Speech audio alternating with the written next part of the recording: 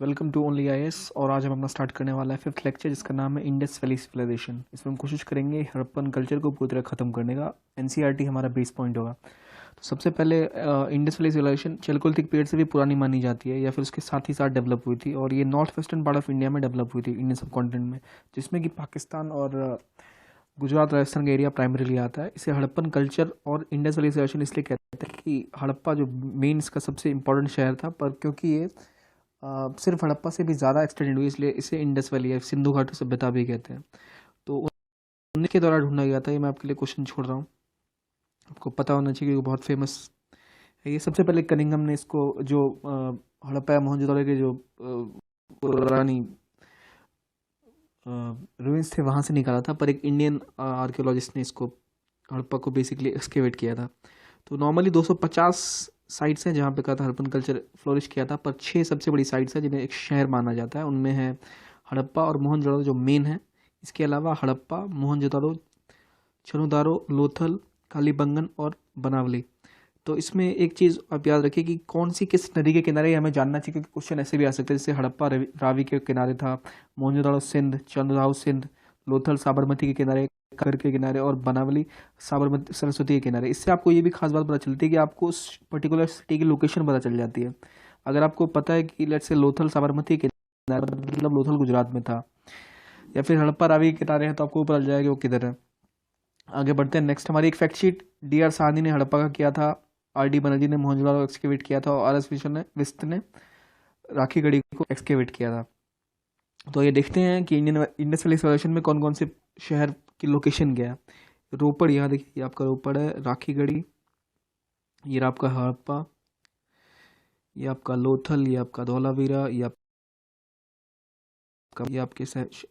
Main cities हो गई, जिसको आपको लोकेशन वाइज याद कर लेना चाहिए, ज़्यादा बेटर होगा आपके लिए प्रीलिम से कुछ क्वेश्चंस देखने के लिए। अब अगर इसका एक ओरिजिनल सा मैप देखें तो आपको दिखेगा कि मोहनजोदड़ो और हड़प्पा और ये सारी आपको वही जो पिछले मैप पे 3D था 2D का आ जाएगा।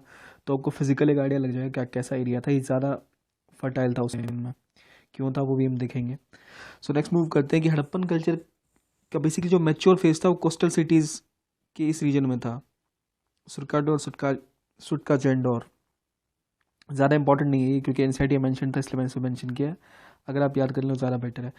टाउन प्लानिंग कल्चर की बात करें हड़प्पा की, तो इसके हर जगह अपने को इनकी सबसे खास बात थी मोहनजोदड़ो और इंडस वैली सिविलाइजेशन की, कि इनके जो टाउन प्लानिंग थी वो दुनिया में उस ज़माने में बेस्ट मानी जाती है। हालांकि फिफ्थ सिविलाइजेशन थी पर सबसे डेवलप थी, क्योंकि इनके जो सिटी का प्लानिंग था वो बहुत बेहतरीन था। उनमें हर जगह, हड़प्पा हो चाहे मोहनजोदड़ो, जो उनकी सबसे डेवलप सिटी, एक सिटाडेल मतलब किला और एक फोर्ट बना होता था, जिसके अंदर ब्रिक हाउसेस का इस्तेमाल होता था। सभी ऊपर महल था और दूर से नॉर्मल लोगों के लिए छोटे घर हुआ करते थे, आम जनता के लिए। लेकिन ये बात कोई गारंटी नहीं है कि सबके छोटे होते थे, क्योंकि कई सारे large public building, market areas और छोटे मोटे प्राइवेट हाउसेज कहीं बाहर भी मिले हैं, जो मेन सिटाडेल के बाहर। देखिए होता क्या था कि अगर ये उनका टाउन है तो एक साइड में सारे सिटाडेल फोर्ट वगैरह होते थे, और दूसरी साइड छोटे छोटे मकान होते थे। तो माना जाता था कि यहाँ कॉमनर रहते थे, मतलब आम लोग। पर कई जगह देखा गया है कि बाहर वाले एरियाज में भी बड़े बड़े मार्केट्स हैं, पर नॉर्मली ऐसा माना जाता है कि टाउन प्लानिंग में इन्होंने सीटाडेल वाला एक एरिया था और दूसरी तरफ इनका कॉमनर्स का एरिया रहा करता था। ये देखिए, ये इंपॉर्टेंट है, पर क्योंकि मैं प्री को फोकस कर रहा हूँ तो मैंने ज़रा स्ट्रेस नहीं किया। अगर आप मेंस के लिए करें तो आपको एनसीईआरटी में इसको डीपली पढ़ लेना चाहिए कि स्ट्रक्चर एग्जैक्टली कैसा था। बाकी ये इसका बेसिक एक देख सकते हैं कि सब कुछ जो रोड थे क्रिस क्रॉस, मतलब चेस बोर्ड की तरह शहर बसा हुआ था इसका। और एंगल्स पे गलियां कटती थी, हर जगह सैनिटेशन था, सैनिटेशन में ध्यान रखा गया था। आपको मैन होल्स थे और पूरा एक बेहतरीन सिस्टम का सिटी का सेटअप हड़प्पा कल्चर में था। आगे बढ़ते हैं। ग्रिड पैटर्न की बात हमने की, तो ग्रिड पैटर्न था जो आप इसमें आराम से देख सकते हैं कि ग्रिड साइक बना हुआ, जहाँ भी देखें ग्रिड पैटर्न। ये आपको 90 डिग्रीज पे कटता था पूरा शहर। और लास्ट स्ट्रीट्स होती थी जो नॉर्थ टू साउथ जाती थी, ईस्ट वेस्ट जाती थी, चारों से फोर्टिफिकेशन किया होता था। रोड एक दूसरे को राइट एंगल पे कट करते थे। सिटी को कई ब्लॉक्स में डिवाइड करते थे, जैसे इस फोटो में क्लियरली मेंशन्ड है। देखिए आप, ये एक ब्लॉक हो गया, जैसे फॉर एग्जांपल यहाँ पर भी आप दूसरा ब्लॉक देख सकते हो। तो कई सारे ब्लॉक्स में डिवाइड करते करा शहर को, और रोड्स 90 डिग्री पे थी, ग्रिड पैटर्न को फॉलो करते थे। हर सिटी के गेटवे पे एंट्रेंस था। और जैसे धौलावीरा में एक बड़ा सा साइन जिसपे इंस्क्रिप्शन जो दिखाता है कि वो लोग एग्जैक्टली निशानदेही भी करते थे कि कोई अगर शहर में कोई ग्रेनरी है या कोई भी डॉकयार्ड है तो उस शहर के ऊपर कुछ ऐसा बोर्ड सा लगा हुआ था जैसे आज के टाइम में हम करते हैं। ये धौलावीरा में मिला है एक बड़ा सा साइन बोर्ड। तो क्योंकि हमें उसे पता नहीं कि स्क्रिप्ट क्या थी, डिसाइफर नहीं हुई, तो हमें पता नहीं एग्जैक्टली लिखा क्या हुआ था, पर हमें पता लग जाता एग्जैक्टली कि था क्या उस टाइम में। और आगे हम देखें जो ग्रेट पाथ बहुत इंपॉर्टेंट है, ये मोहनजोदारो में ये मिला था। कहा जाता है कि ये रिचुअल बाथिंग के लिए, मतलब किसी शाही स्नान वगैरह के लिए इस्तेमाल किया जाता होगा। यहाँ आसपास सीढ़ियाँ थी, चेंजिंग रूम आसपास बने हुए थे यहाँ पे हर जगह, तो माना जाता है कि बहुत ही डेवलप्ड और बहुत बड़ा था ये। और आगे हम देखें तो मोहनजोदाड़ो में एक टैंक था, जैसे मैंने कहा आपको, सिटडल के किले किनारे। और हर स्टेप्स हर एक एंड पे स्टेप्स थे, साइड रूम्स थे चेंजिंग के लिए, फ्लोर बने हुए थे बर्न्ड ब्रिक्स के, जली हुई ईंटों के। और बड़े बड़े कुओं से पानी निकाला जाता था ताकि लोग शाही स्नान या फिर किसी धार्मिक रूप से इसका इस्तेमाल किया जाता है, ऐसा हम कह सकते हैं। यहाँ पर एक खास बात है कि बिटुमिन मतलब जैसे हम आज के रोड में भी यूज़ करते हैं, उसको बीच दो ईंटों के बीच में से रख के एक लेयर बना के डाल दिया। जैसे ये अगर बिटुमिन की लेयर है तो 2 ईंटें ऊपर नीचे डाल के इन्हें चिपका दिया जाता है, इससे काफ़ी स्ट्रांग होती थी ये। और ग्रेट बात के आगे ग्रेनरीज थी। ग्रेनरीज मतलब जहाँ खाना स्टोर करते थे वो, जो कि वही क्रिस क्रॉस रहती थी lens.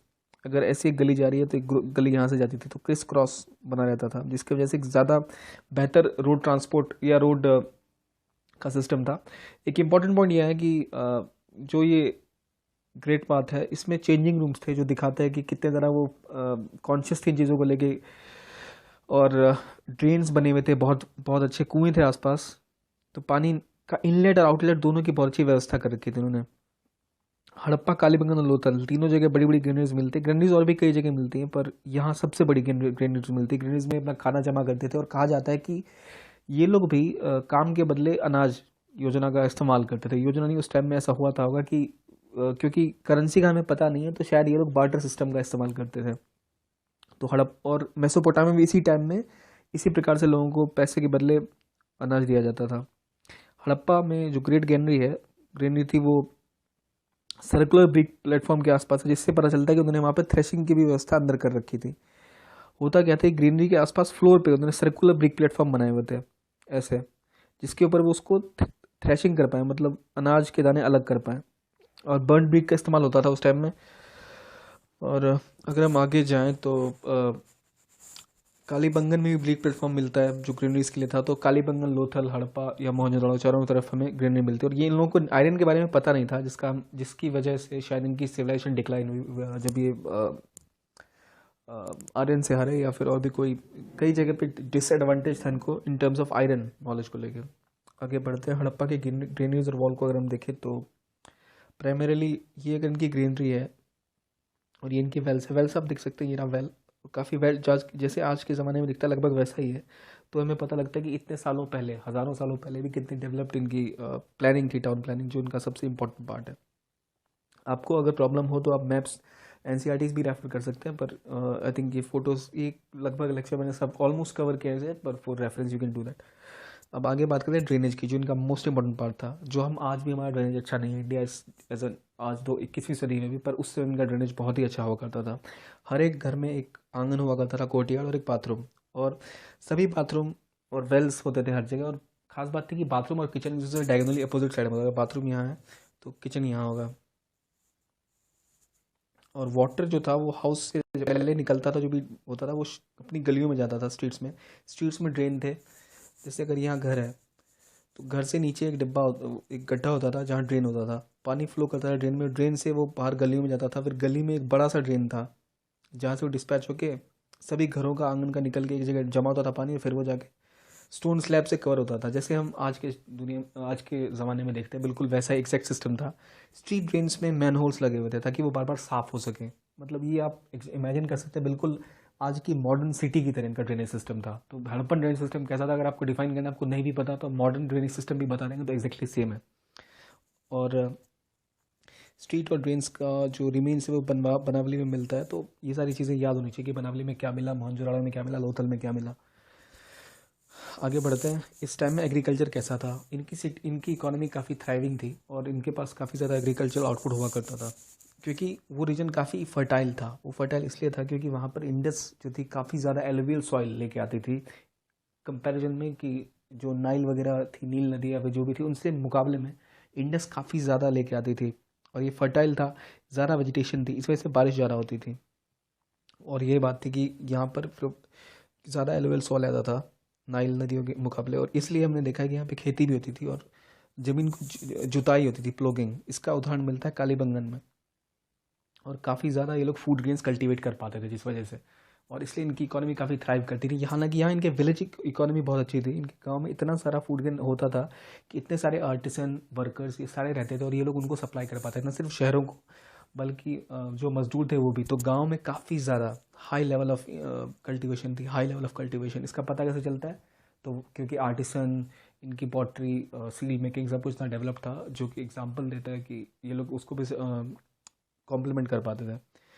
Next we move on to our next point which is कि क्या क्या इनके यहाँ से बेसिकली प्रोडक्शन होता था। तो wheat, barley, सेसम, mustard, rice, almost सारे ग्रेन्स, रागी वगैरह सब कुछ होता था। तो ये एग्जांपल है कि कितनी ज़रा डेवलप नहीं कल्टीवेशन थी। और हाँ, राइस मिलता है लोथल से, और राइस गुजरात जैसे एरियाज़ में ज़्यादा उपयोग होता था, बाकी जगह वीट और बार्ले, बार्ले इनकी प्राइमरी क्रॉप थी, प्रमुख भोजन।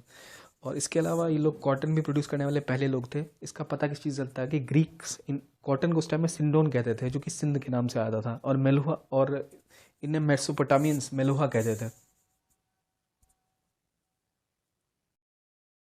इसलिए ग्रीक्स सिंध कहते थे कॉटन को, जो सिंध से आया है, और मेलुहा के नाम से हड़प्पन्स मेसोपोटामिया को जाने जाते थे। मेसोपोटामिया मतलब आज का ईरान या इराक का रीजन, उस ये नेम मेसोपोटामियंस कहते थे। डोमेस्टिकेशन की बात करें तो कई सारे जानवरों को इन्होंने डोमेस्टिकेट किया, जिसमें बैल, भैंसे, बकरियां या सुअर, और शीप, भेड़ वगैरह थे। हम बुल बहुत इंपॉर्टेंट है, क्योंकि इनका ये जिसे कहते हैं कि सांड है, आज के टाइम में इनका इनकी पूजा भी करते थे और डोमेस्टिकेट भी किया था। डॉग, कैट सब डोमेस्टिकेट कर रखा था इन्होंने।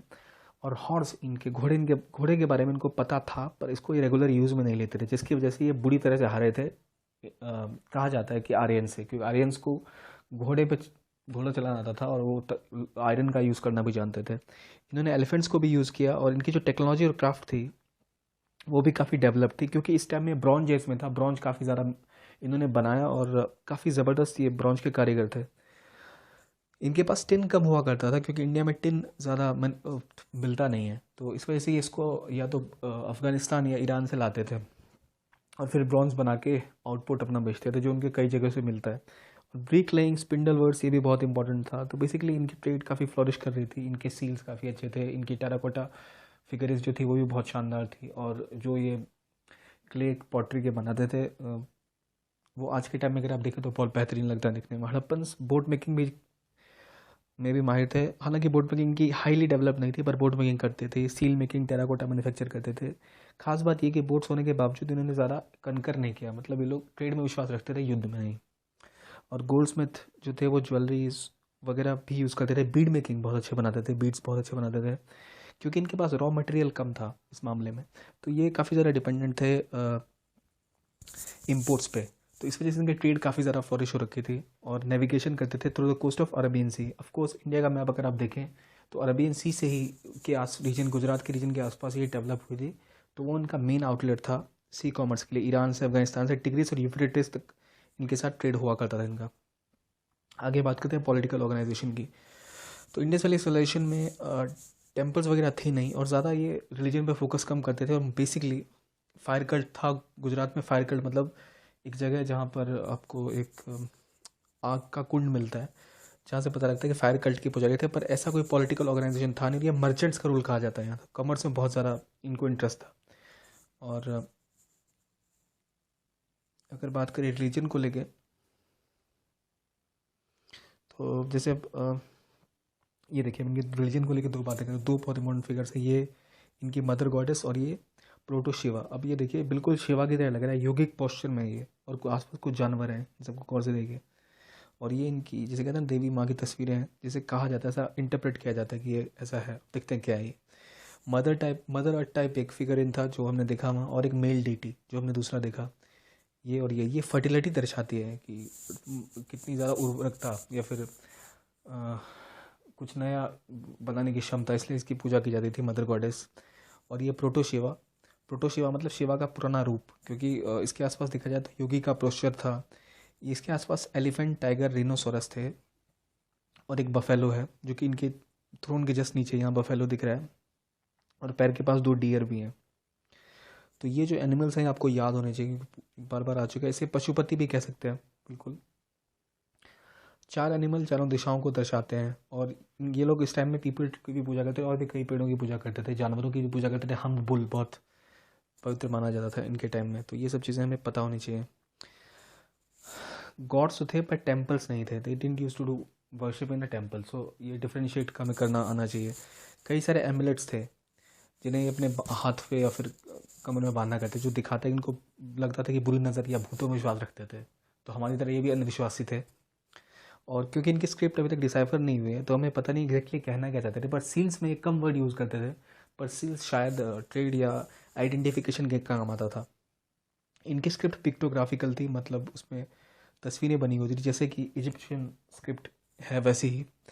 और ये वेइंग टूल्स का भी यूज़ करते थे क्योंकि ट्रेड बहुत ज़्यादा था, तो ये चीज़ों को नापना, उनकी साइज़ और मेजरमेंट सब कुछ बहुत सही तरीके से कर पाते थे, तो काफ़ी डेवलप्ड इनका कल्चर रहा सब कुछ को लेकर।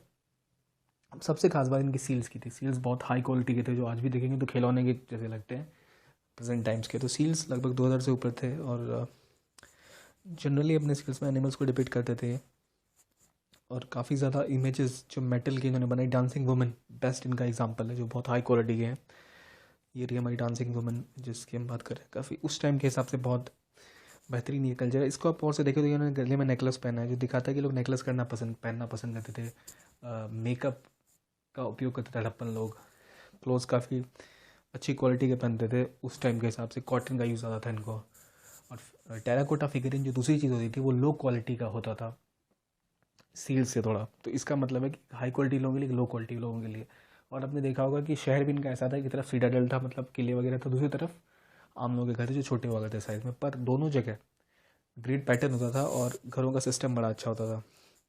टेराकोटा फिगर अनसोफिस्टिकेटेड थे जिसमें मैन वुमेन एनिमल सब कुछ डिपेक्ट होते थे, तो हर चीज़ को लोग दिखाते थे डिपेक्ट करके। और फिगरिन बनते कहते थे फायर ब्लेड अर्थन क्ले, इसका यूज़ करते थे लोग टेराकोटा की तरह, मतलब इन्होंने ये क्ले को एक उसमें डाल के जलाते थे जो वो मजबूत होता, जिसके बाद वो काफ़ी सख्त हो जाता था, जैसे जो ये अपना कोई भी मॉडल बना सकते थे।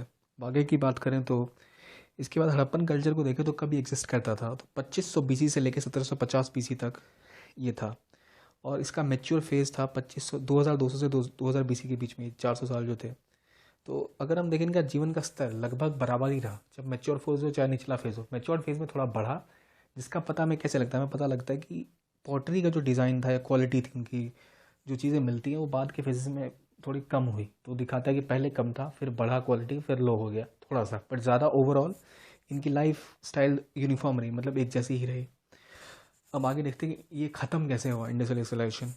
अब देखिए इसकी एक तो कई सारे एजम्पन्स हैं, कोई गारंटीड पता नहीं है, जस्ट एजम्पन्स। तो एजम्पन्स की बात करते हैं तो सबसे पहले कि कहा जाता है कि इनकी फर्टिलिटी डिक्रीज़ होने लग गई क्योंकि पॉपुलेशन ज़्यादा हो गई थी, और फर्टिलिटी घटने लगी क्यों, क्योंकि आसपास डेजर्ट बढ़ गए थे, और इसकी वजह से सैलिनिटी मतलब ज़मीन की बढ़ गई, और ये लोग इतना नहीं उपजा पाते थे कि इनकी पूरी इतनी बड़ी पॉपुलेशन का ध्यान रख पाए। दूसरा फ्लड्स, कहता है कि इंडस और सरस्वती रिवर्स में फ्लड्स आ गए जिसकी वजह से लोग तबाह हो गए। तीसरा ये भी है कि आर्यंस ने अटैक किया, जो सबसे मेन माना जाता है।